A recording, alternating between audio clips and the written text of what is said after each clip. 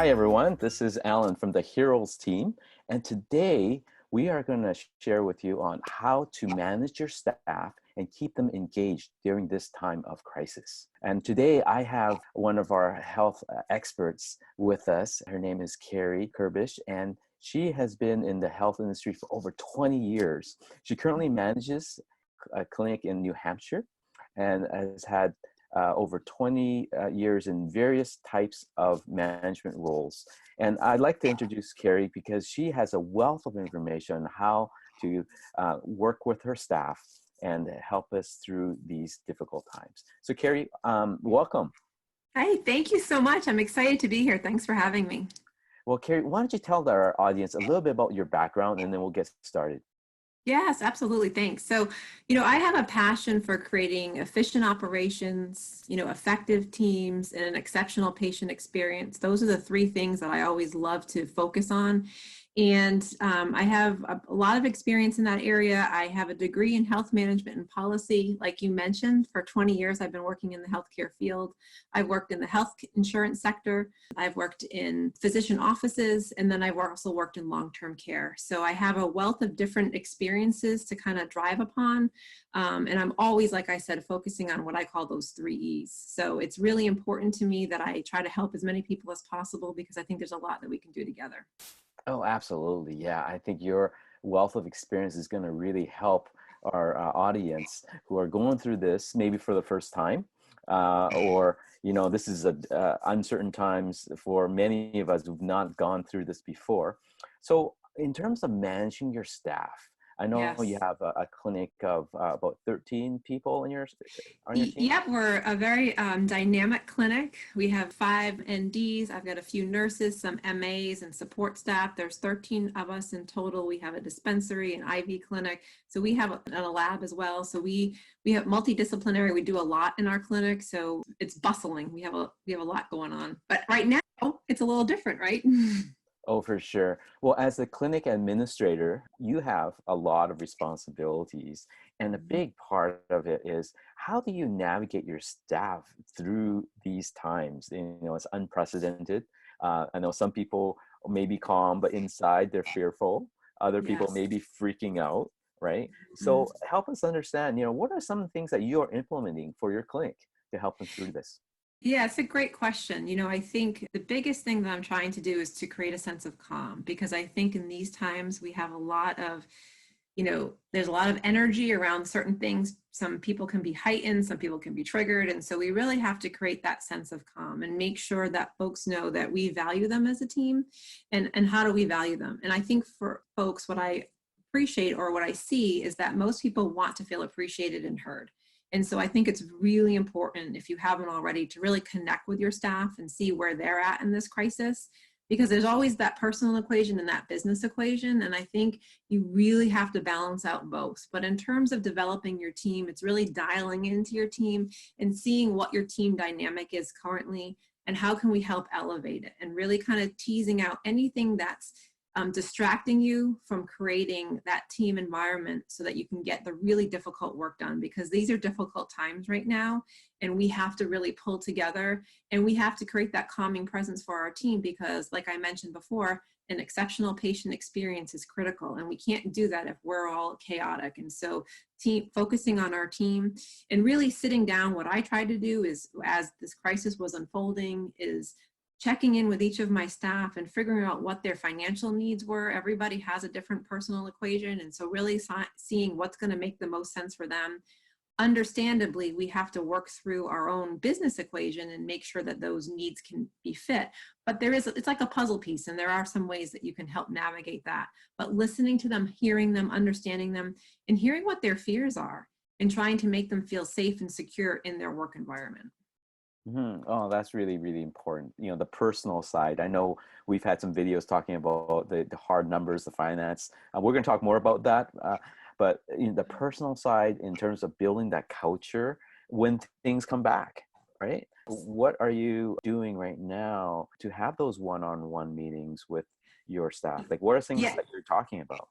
Yeah, and that's been tricky. So in the beginning of when things were kind of evolving. We were still open and running business in our clinic normal. And so, we started noticing trends and trying to make adjustments while we were still all physically together. And, for me, that was having our stand-up meetings, that was connecting with our staff, and then maybe pulling some one-offs in as one-on-ones as I needed to, but really connecting with them and then getting their buy-in, like, okay, this is what's happening now. What do you all feel like we should be doing for X, Y, and Z? Because it's critical for me, for my staff, to get their buy-in as we're implementing changes. Now, that doesn't mean I'm always going to do what they say, but it's really important for me to hear, because they're the front line. They're going to know, like, if, for instance, like it was essential for them to be wearing gloves, let's make sure this is the reason why, and understanding the reasoning behind decisions, but getting their buy-in before we even get to that process was critical to me. So when we were still together as a staff, we were doing that face-to-face. As we flash forward 2 weeks, because we're 2 weeks into having a more modified schedule, a lot of us are doing more telecommuting. So I'm dialing into the clinic, calling them, checking in with my staff. We have a text messaging system through our EHR. So I'm texting with them, having phone conversations. First and foremost, it's always seeing how they're doing first, because I want to have that personal connection. All of these operational components, your budget, all of that is very important, but really that touchy-feely part is critical too, because you have to remember, these folks are the people that are helping keep your business and your livelihood going. And so you need to help keep them going. It's really tricky, but you have to really be dialed in enough with your staff and checking in with them. Now, some I'm checking in on a hour-to-hour basis, and others it's more once a week. And you really have to figure out what works for you and the particular staff you're dealing with. Oh, yeah. And now it's a different environment when you're able to see someone at the water cooler and say, hey, how's it going?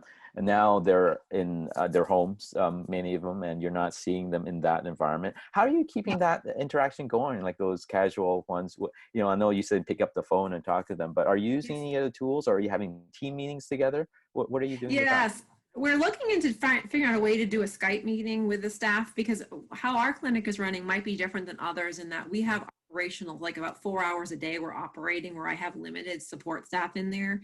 And so they're physically seeing each other. I am operating from an at-home location, and some of my other staff, my doctors, are at home. So trying to connect everybody has been kind of difficult, but segmenting it out in time so that we can actually get a Skype call in is going to be great. Like I said, there is some face-to-face with some of my staff. And then for me, doing like a group text message through our EHR, talking to folks, that's kind of how we've been just communicating. But we are looking to doing some, face-to-face Zoom meetings or whatever, or Skypes to help with that. Because I think that face-to-face is critical for those of us like myself that's from home. It's really hard when you're not seeing your folks every day. Yeah, I think that's what we're finding now. More and more folks working from home are using those tools like Skype or Zoom. And actually, I notice a difference when we actually see them on video versus just on the phone talking, right? You see their expressions, you see a little bit more about them. And who knows? I mean, in the next couple of months, as we get used to this could be the new normal. It could. And yeah, we have to be prepared for that. I'm hopeful that, we'll be getting out of it sooner than that, but we have to just be prepared for everything. And that's why I always say I have my A, B, and C plan, and we have to kind of walk through each of those and make sure we have a plan for every scenario.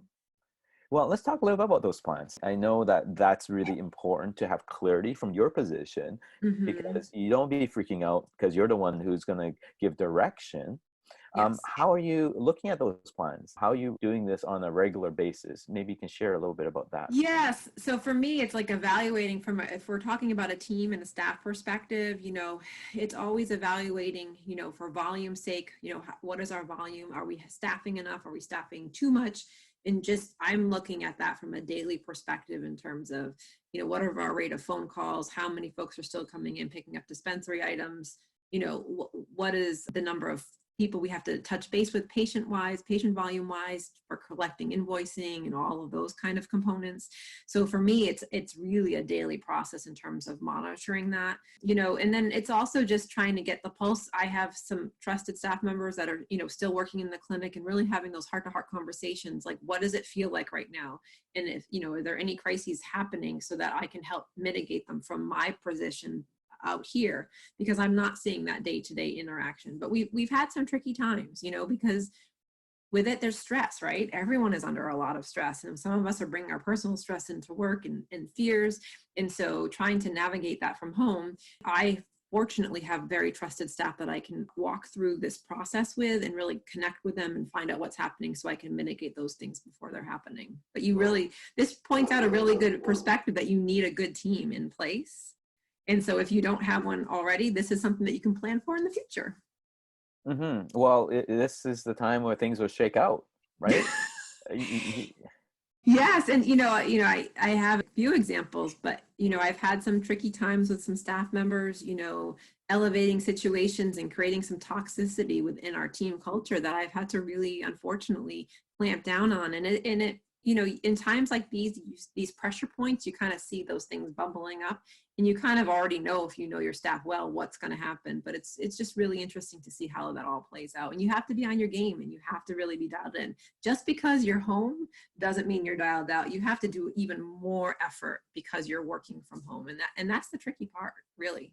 Yeah, no, those are great points. And I appreciate you really helping us understand being proactive and planning and working with people, and all those things add up, especially as we go through this crisis, and when things come back, I hope people are in a better position because you're used to proactively planning, because we're doing this on a regular basis. Yes, and I think that's a great point. And when we go back to business as usual, whatever that's going to look like, I think the skills that you're developing now, if you haven't already, and you're finding those pressure points, these are the times to iron that out. So when we get back to normal business, you have a more proactive approach to that, because I have thankfully worked with teams and team development for so long that I kind of know what I'm looking at. Not that I always have opportunities for growth, but I have a pretty good handle on it. But I can see, and it's times like this, if you don't, it could be everything's going loose and crazy, and you have so many other things to deal with, that team management and team focus. This is the time to really dial into it, because I think it's particularly for those employees that are gems, those really true devoted employees. This is the time you really want to figure out what makes them feel appreciated. Everybody has a different way that they feel appreciated. Some people it's like more money, other people it's just pat on the back, some people it's words of encouragement. Everyone has a different way in which they feel appreciated, but now is the time that you really have to dial in and go the extra step as to how we can appreciate our employees, because we are going to go to business as normal at some point. And we need to make sure that we still are cultivating and engaging those employees so they're not looking to go elsewhere. And they're really like, I'm glad I work for this employer. And you have to figure out what are the ways that you can make your employees feel valued right now. And you have to be creative, because sometimes finances are not the way you can do it, right? Right now, we're all strapped for finances. So it's really looking at how else can I make my employees perhaps feel, maybe you do have the finances to do it, but other folks don't. So how else can I make them feel evaluated that's not dollar driven? And there's many ways that you can do that. Oh, good. I think we should talk about that in a future video. That would be very important for people to understand. Well, thank you so Absolutely. much You're for welcome. those tips, Carrie. And I know, we at Heroes want to help our health providers during these times, Yes. and want to be able to share more videos like this. So for those of you who have more questions, please comment on this video. Please. Share this with others if this is going to be helpful for you. Let other people know about it. And we want to be there for you. And during these times, the Heroes team is open. In the next couple of weeks, we'll be doing more videos like this. So thank you, and wish you a great day and in health and success. This is the Heroes team. Thank you.